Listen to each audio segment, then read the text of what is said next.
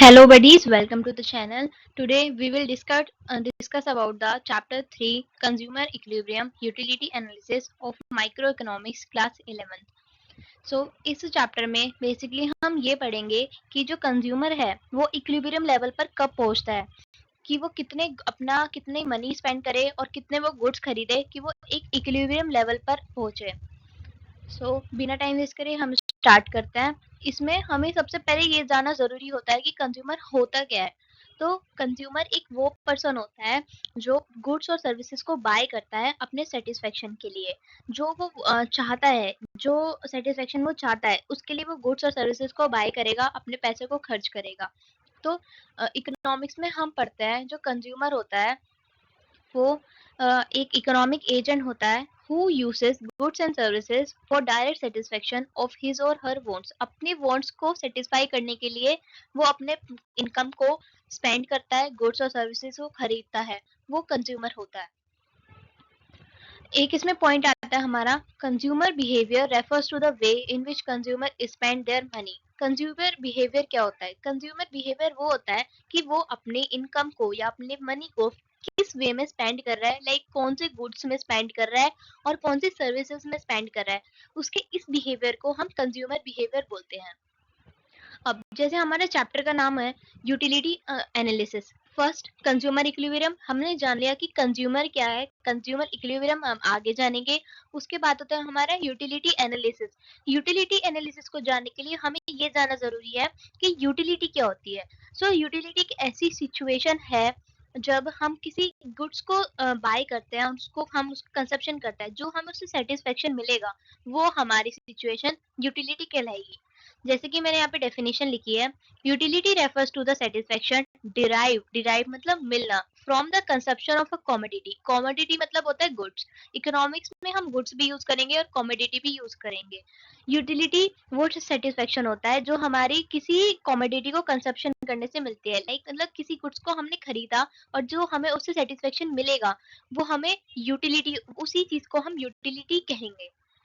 Next हम देखते हैं कि मेजरमेंट ऑफ यूटिलिटी, कि हम अपने सेटिस्फेक्शन को किस चीज में मेजर कर सकते हैं। लाइक हमारे पास यहाँ पे इकोनॉमिक्स में दो, हम इस लेवल पे 11th लेवल पे हमारे पास दो चीजें निकल के आती हैं। सबसे पहला होता है कार्डिनल, ये कार्डिनल्स हैं कार्डिनल, और फिर होता है ऑर्डिनल मेजरमेंट।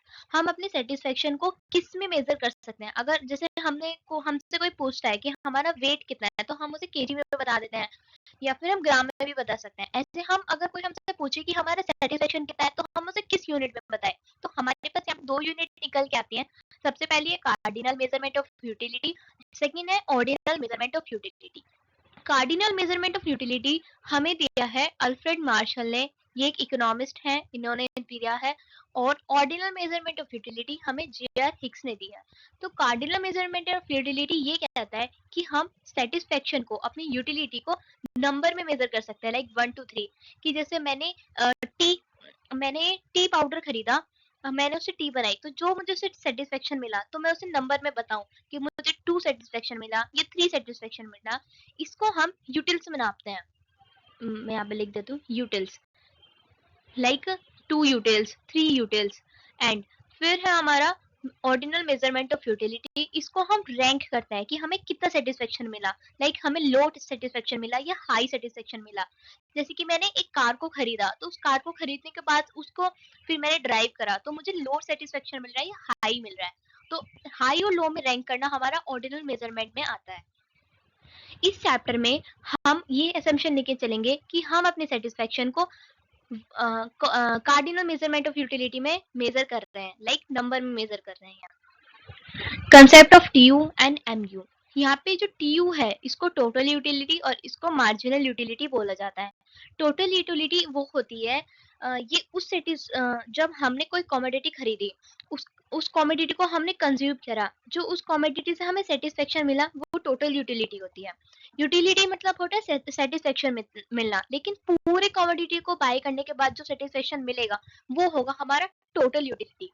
जैसे कि यहाँ पे लिखा हुआ है, it is the sum total of utility derive from the consumption of all units of a commodity.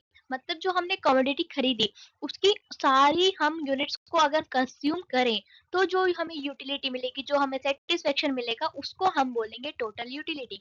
Total utility की शॉर्ट फॉर्म में हम टीयू से डिनोट करेंगे। ऐसे ही हमारे पास एक सेकंड पॉइंट आता है जिसे बोलते हैं मार्जिनल यूटिलिटी। मार्जिनल यूटिलिटी वो होती है जो हमने कमोडिटी खरीदी, फिर हमने उसे कंज्यूम करा तो वो टोटल यूटिलिटी, लेकिन उस कमोडिटी को हम दोबारा खरीदना, हम एडिशनल कमोडिटी खरीद रहे हैं, तो उस एडिशनल से जो हमें यूटिलिटी मिलेगी वो होती है हमारी मार्जिनल यूटिलिटी, जिसको हम शॉर्ट फॉर्म में एमयू से डिनोट करते हैं। ये दोनों कैपिटल वर्ड में ही बनेंगे, एमयू एंड टीयू। तो इकोनॉमिक्स में हम इसको टीयू और एमयू से ही पढ़ेंगे, तो आप याद रखना टोटल यूटिलिटी टीयू और मार्जिनल यूटिलिटी एमयू। इसमें हमारे पास फॉर्मूला है mu इक्वल्स टू 2, ये नीचे n है, mu equals to 2u T U N minus T U N minus 1। यहाँ पे जो n है वो नंबर ऑफ यूनिट्स है कि हमने कितने नंबर ऑफ यूनिट्स कंज्यूम करी। आप इस फॉर्मूले को याद रखना, ये बहुत इंपॉर्टेंट है। नेक्स्ट हम देखते हैं न्यूमेरिकल्स का, एक मैं आपको करके दिखाती हूँ। हम ऐसा, आप जैसे हमें एग्जाम में बनाने के लिए आया कि आप एक न्यूमेरिकल से हम टी और एमयू का रिलेशन बताइए, तो सबसे पहले आप क्वांटिटी लिख लेना। आप जीरो से स्टार्ट करना कि हमने पहले कोई क्वांटिटी नहीं खरीदी, फिर हमने एक क्वांटिटी खरीदी, फिर हमने दो खरीदी, फिर 6, ऐसे करके हम दिखा देंगे कि हमने कितनी क्वांटिटी खरीदी। आप क्वांटिटी अपने हिसाब से लिखिए, फिर टीयू भी आप अपने हिसाब से लिख सकते हैं। आप पहले जीरो से स्टार्ट करना, फिर आप कोई से भी नंबर ऐसे ले लेना जिसमें पहले टीयू इंक्रीज हो रहा हो और फिर टीयू डिक्रीज हो रहा हो। फिर आपको पता है हमारे पास एमयू का फॉर्मूला है TU minus TU N minus 1। मतलब हम क्या करेंगे, यहाँ से ऐसे करके माइनस करते हुए चलेंगे। लाइक जीरो का तो यहाँ पे जीरो ही आएगा, फिर 8 में से जीरो गया 8, 14 में से 8 गए, 14 में से 8 गए 6, फिर 20 में से 18 में से 14 गए 4, 20 में से 8 गए 2, ऐसे करके हमारा एमयू निकल जाएगा। 20 में से 20 गए 0 एंड 18 में से 20 गए -2। अब आप देख रहे हैं कि जो मार्जिनल यूटिलिटी है वो नेगेटिव भी है, लेकिन टोटल यूटिलिटी कभी नेगेटिव नहीं होती। हमें जो सेटिस्फेक्शन एक कमोडिटी से मिल रहा है वो कभी नेगेटिव नहीं जाएगा, लेकिन हम ये कह सकते हैं जो एडिशनल सेटिस्फेक्शन की हम जो नीड रख रहे हैं, जो वांट रख रहे हैं, उससे हमें नेगेटिव सेटिस्फेक्शन मिल सकता है। लाइक ऐसा होता है कि हम कोई चीज खा रहे हैं, जैसे आपने कोई चिप्स खाना स्टार्ट करा, वो आपको शुरू शुरू में अच्छा लग रहा है, इसका मतलब आपको यूटिलिटी अच्छी मिल रही है, लेकिन जब आप उसको कंज्यूम करते जाएंगे तो एक टाइम ऐसा होगा कि वो आपको अच्छा नहीं लगने लगेगा। तो ये कहलाएगा कि मार्जिनल जो आपने एडिशनल उसमें एडिशनल आपने कंज्यूम करा, उसमें आपकी जो मार्जिनल यूटिलिटी है वो नेगेटिव चली गई। मतलब अब वो आपको चिप्स अच्छे नहीं लग रहे हैं, इसका मतलब आपकी मार्जिनल यूटिलिटी, आपकी एमयू माइनस में चली गई है, क्योंकि आपने उसको इतना कंज्यूम करा, इतना एडिशनल कंज्यूम करा कि एमयू नेगेटिव में हो गया। तो यहाँ पे दो हमारे पास ग्राफ है, हम हमेशा नीचे की साइड एक्स एक्सिस पे क्वांटिटी को डिनोट करेंगे और वाई एक्सिस पे जो हम टेबल में आगे लिखते हैं वो डिनोट करेंगे। तो यहाँ पे दो अलग अलग ग्राफ बनाए हैं, जैसे यहाँ पे हमने टोटल यूटिलिटी लिखा है और यहाँ पे मार्जिनल यूटिलिटी लिखा है। तो ग्राफ कुछ इस तरीके से बनेगा कि जीरो पर तो जीरो, यहाँ पे जीरो से ही स्टार्ट होगा हमेशा, लेकिन और 1 पे हम 8 को डिनोट करेंगे, यहाँ पे 1 और 8 है। फिर यहाँ पे 8 से हमारा 2 से 14 है, जैसे आप देख सकते हैं कुछ यहाँ पे हमारा 14 है, ऐसे करके यहाँ पे मैक्सिमम हमारा टोटल यूटिलिटी आप देख सकते हैं मैक्सिमम हमारा 4 और 5 पे है, दैट इज 20। फिर मार्जिनल यूटिलिटी की बात कर रहे हैं, तो जैसे कि यहाँ पे आप देख सकते हैं मार्जिनल यूटिलिटी नेगेटिव भी है, -2 भी है। तो जो इस पॉइंट को जहाँ पे हमारा 5 पॉइंट है, जो ये मैच होगा यहाँ पे, ये हमारा कंज्यूमर इक्विलिब्रियम में आ जाएगा। ये इस वाली जो लाइन है ये एक रिलेशन दिखाएगा, मैं आपको रिलेशन अभी आगे दिखाती हूँ। यहाँ पे हमारा MU 0 है और यहाँ पे TU हमारा मैक्सिमम है। अब हम इसके रिलेशंस देखते हैं।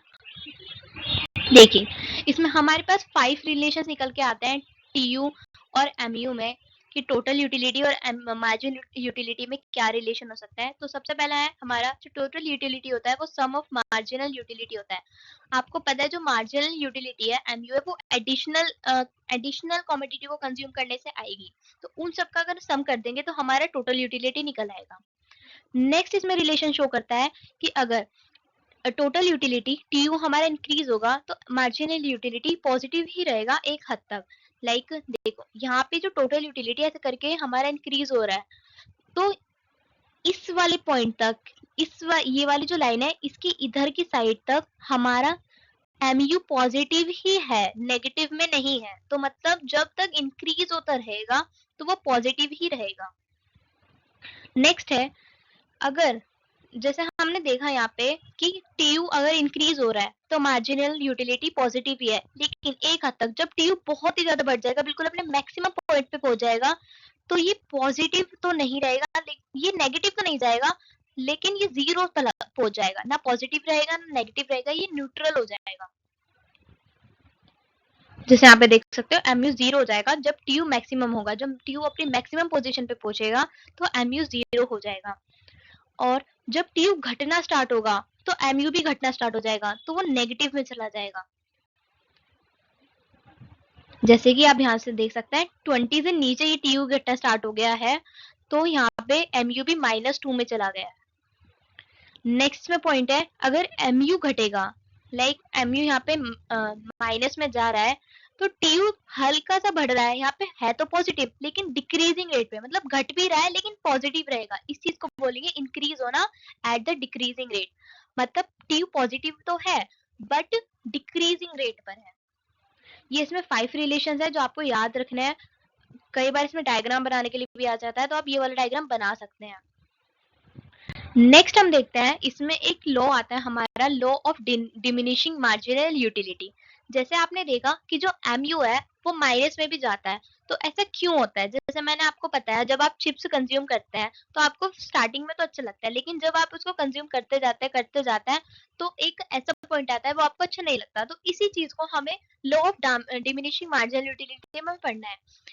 जैसे कि यहाँ पे लिखा हुआ है, it states that as more and more standard units of a commodity are continuously consumed, marginal utility derived from every additional unit must decline. मतलब हम जितनी मोर एंड मोर कमोडिटी को कंज्यूम करते जाएंगे, जो हमारा एमयू है वो डिक्लाइन होना स्टार्ट कर देगा। ये हम पहले पढ़ चुके हैं, जैसे मैंने आपको चिप्स का एग्जांपल दिया, तो इसी चीज को आप इंग्लिश में जैसे लिखोगे तो law of diminishing marginal utility बन जाएगा। It shows that MU can be negative. ये हमने पीछे देखा ग्राफ में कि एमयू नेगेटिव हो सकता है। इसमें असम्पशन ली, इसमें हमारे जो लॉ है दो असम्पशन ली गई है, जैसे कि इकोनॉमिक्स बेस ही असम्पशन पे है, तो इसमें भी हमारी असम्पशन है कि जो हम कमोडिटी कंज्यूम कर रहे हैं वो स्टैंडर्ड यूनिट होनी चाहिए। लाइक आप चिप्स कंज्यूम कर रहे हैं तो चिप्स का कम से कम एक पैकेट, ना कि सिर्फ एक सिंगल चिप्स, उससे आपकी मार्जिनल यूटिलिटी पे कोई फर्क नहीं पड़ेगा। लेकिन अब उसमें आपको एक स्टैंडर्ड यूनिट लेनी है कि आप इतना ग्राम चिप्स को कंज्यूम कर रहे हैं। ये टी का जैसे एग्जांपल है कि आप एक कप ऑफ टी को कंज्यूम कर रहे हैं, not a spoon of T. एक स्पून ऑफ टी से कोई सेटिस्फेक्शन, कोई यूटिलिटी नहीं मिलने वाला, इसलिए आपको स्टैंडर्ड यूनिट लेनी है, स्टैंडर्ड यूनिट कंज्यूम करनी है। नेक्स्ट आता है consumption of commodities continuous. Like आज जैसे मैंने चिप्स का एग्जांपल लिया है कि जो हम चिप्स खा रहे हैं तो हमें उस चिप्स को खाते रहना है, तब जाके हमारी एमयू नेगेटिव होगी, तब हम law of diminishing marginal utility apply होगा। ऐसा नहीं कि आपने एक चिप्स खाया, एक कल खाया, एक परसों खाया, तो उससे कोई यूटिलिटी का पता नहीं चलने वाला। अब हम नेक्स्ट देखते हैं कंज्यूमर इक्विलिब्रियम। जैसे हमने स्टार्टिंग में, हमारा चैप्टर का नाम ही था कंज्यूमर इक्विलिब्रियम यूटिलिटी एनालिसिस। हमने जान लिया कि कंज्यूमर क्या है, यूटिलिटी क्या है, उसमें बेसिक असम्पशन क्या है, उसके लॉ क्या है। अब हम जानेंगे कंज्यूमर इक्विलिब्रियम क्या है। कंज्यूमर इक्विलिब्रियम एक ऐसी सिचुएशन होती है जब एक कंज्यूमर अपनी गिवन इनकम को स्पेंड कर रहा है और मैक्सिमम सेटिस्फेक्शन पा रहा है। लाइक उसने अपनी जो इनकम है गुड्स और सर्विसेज पर स्पेंड करी और जितना सेटिस्फेक्शन पाया, उसको कंज्यूमर इक्विलिब्रियम बोलेंगे। कि जितना उसने सेटिस्फेक्शन सोचा था कि मैं इस गुड्स को या सर्विसेज पे अगर अपना स्पेंड करूंगा तो इस तरह सेटिस्फेक्शन मिलेगा, अगर उसको उतना ही सेटिस्फेक्शन मिलता है तो वो कंज्यूमर इक्विलिब्रियम की सिचुएशन में है। इसमें एक्सेप्शन है हमारी कि हम cardinal utility, like cardinal measurement of utility का यूज कर रहे हैं। हम अपना सेटिस्फेक्शन को 1 to 3 नंबर्स में हम मेजर कर रहे हैं, ये इसका एक्सेप्शन है। इसमें कंज्यूमर इक्विलिब्रियम में भी हमारे पास 2 सिचुएशंस होती हैं कि कंज्यूमर इक्विलिब्रियम में कब है, या तो जब वो एक कमोडिटी को कंज्यूम कर रहा हो, या फिर वो 2 या 2 से ज़्यादा कमोडिटी को कंज़्यूम कर रहा हो। तो अब हम इनको सेपरेटली पढ़ते हैं कि इन दोनों केसेस में क्या होता है। तो फर्स्ट केसेस में जिसमें एक कंज्यूमर एक ही कमोडिटी को कंज़्यूम कर रहा है, वो 3 फैक्टर्स पे डिपेंड होती है। सबसे पहले आता है प्राइस ऑफ द कमोडिटी। वो किसी भी कमोडिटी को तब खरीदेगा जब पहले उसका प्राइस जानेगा। तो फर्स्ट फैक्टर यही होता है। फिर उसको कितनी यूटिलिटी मिलेगी, एडिशनल यूटिलिटी कितनी मिलेगी, ये भी एक फैक्टर है उसका। फिर होता है third factor marginal utility of money, कि जितना मैं उस पर खर्च कर रहा हूँ क्या मुझे उतना सेटिस्फेक्शन मिलेगा, ये मार्जिनल यूटिलिटी ऑफ मनी होता है। तो यहाँ पे मैंने लिख दिया it refers to the worth of a rupee to a consumer. इसका मतलब ये है कि जो कंज्यूमर अपनी मनी को स्पेंड कर रहा है किसी कॉमोडिटी पर, क्या उसको उतना सेटिस्फेक्शन मिल रहा है, इसको मार्जिनल यूटिलिटी ऑफ मनी, कि जितना वो खर्च कर रहा है क्या वो वर्थ इट है। इसी चीज को हम मार्जिनल यूटिलिटी ऑफ मनी बोलते हैं। इसको हम MUM से डिनोट करते हैं। ये M, ये कैपिटल U और ये ऐसे करके M आएगा यहाँ पे, ठीक है। नेक्स्ट अब हम देखते हैं इसका एग्जांपल। इसमें हमने माना कि हमने कमोडिटी X को खरीदा, ये हमारी क्वांटिटी, ये हमारी यूनिट है, क्वांटिटी है कि हम पहले हम X कमोडिटी को 1 यूनिट खरीदना है, फिर 2 खरीदना है, फिर 3, फिर 4। हमने माना कि हमें उससे यूटिलिटी मिल रही है 2 यूटिल्स। ये जो यूटिल्स है ये हमारी मेजरमेंट की यूनिट है, और हमने माना कि उस कमोडिटी का प्राइस 4 है। सो उसकी मार्जिनल यूटिलिटी कुछ ऐसे निकलेगी। हमारे पास ये फॉर्मूला आ जाता है वन कमोडिटी केस का। पहले हम यहाँ पे उस marginal utility of commodity X की वैल्यू रखेंगे, नीचे हम उसके प्राइस के बारे में बात करेंगे, तो उससे आंसर निकल जाएगा वो marginal utility of product X आ जाएगा। ये थोड़ा गलत हो गया, एक मिनट में आपको इसको सीख करके दिखाती हूँ।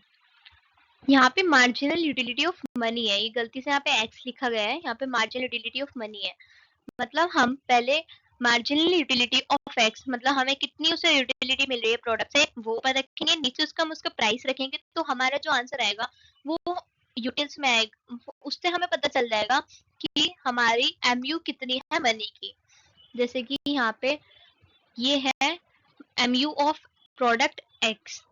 हम यहाँ पे देखते हैं कि हमें कितने यूटिल्स में हमें कितने हमारा MU हुआ है। हमने 1 जब कमोडिटी खरीदी तब कितना हुआ है, और जब हमने 2 कमोडिटी खरीदी तो कितना हुआ। आप इस फॉर्मूले को याद रखना, ये बहुत इंपॉर्टेंट फॉर्मूला है। अगर हमारे क्वेश्चन में आता है कि मार्जिनल यूटिलिटी ऑफ मनी निकालो और हमें प्रोडक्ट X की MU दे दिया जाएगा और उसका प्राइस दे दिया जाएगा, तो आप ऐसे करके इस फॉर्मूले से निकाल सकते हैं। नेक्स्ट हम देखते हैं 2 कमोडिटी का केस, कि जब हम कंज्यूमर 2 या 2 से ज्यादा कमोडिटी को बाय कर रहा है तो क्या होगा। तो जैसे हमारा फॉर्मूला था कि अगर वो X प्रोडक्ट को बाय करेगा तो मार्जिनल यूटिलिटी ऑफ मनी ऐसे निकलेगा। अगर Y को बाय करेगा तो सेम यहाँ पे Y आ जाएगा और ये ऐसे निकलेगा। अब आप देखो ये जो इक्वेशन, इस इक्वेशन को हम 1 मान लेते हैं और इस इक्वेशन को हम 2 मान लेते हैं। अगर हम इनको ज्वाइंट करते हैं तो यहाँ पे ये दोनों चीजें सेम है, MUM ये दोनों सेम है। इन दोनों को हटा के मैं इन दोनों को अगर साथ ले आऊं तो हमारी इक्वेशन कुछ इस तरीके से बन जाएगी। ये जो MUM है वो कॉमन आ जाएगा, तो ये हो जाएगा हमारा 2 कमोडिटी केस।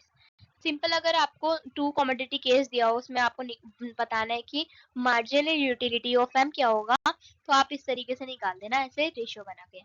मैं आपको क्वेश्चंस करा दूंगी नेक्स्ट वीडियो में या फिर आने वाली वीडियो में, आप कमेंट सेक्शन में बता देना, फिर मैं आपको 2 कमोडिटी केस 1 कमोडिटी केस के न्यूमेरिकल्स करा दूंगी। अभी हम इसमें हमारे पास एक और लॉ आता है जो होता है law of equi marginal utility.